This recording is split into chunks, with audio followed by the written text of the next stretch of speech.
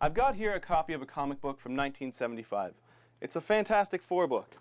Accredited to drawing this book is a man named Rich Buckler. He was an artist back then.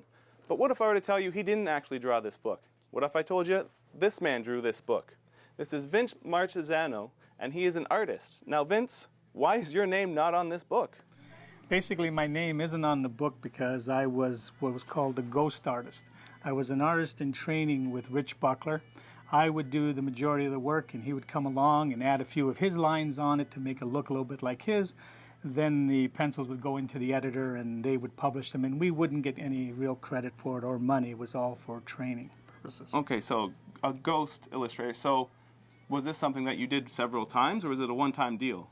I did it for quite a while with Buckler, but only with Buckler, and it was an opportunity I got, and I took it. And I'm guessing you're not the first. Is this still happening? No. Did this happen before a lot? Yes, this is an ongoing thing since comics first began, where a lot of young artists wanted to train or wanted to draw comics.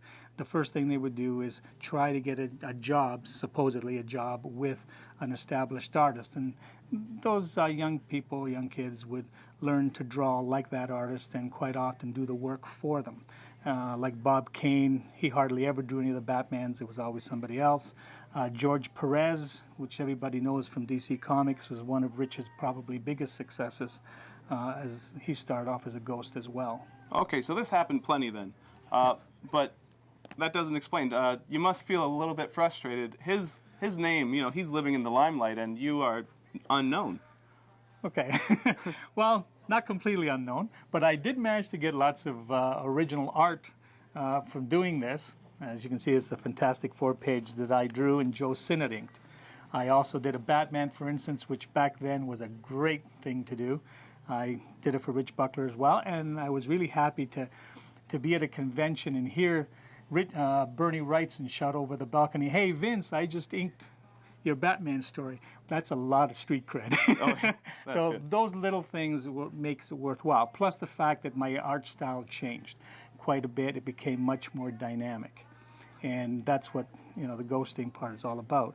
And basically, you feel a little bit like you didn't get any credit, but you do. You get some credit in the books themselves. You actually have credit in this book then? Yes, in most of the stories that ghosts do since the beginning, we always manage to fit little things into the panels. Like I think in this one it says Vince's Stereo Shop or Vince's Deli.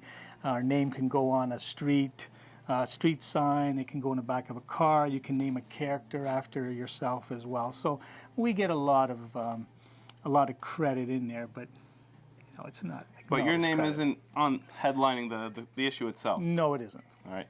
Well, pretty much to put it simply, you never really know who might be or might not be drawing your comic books.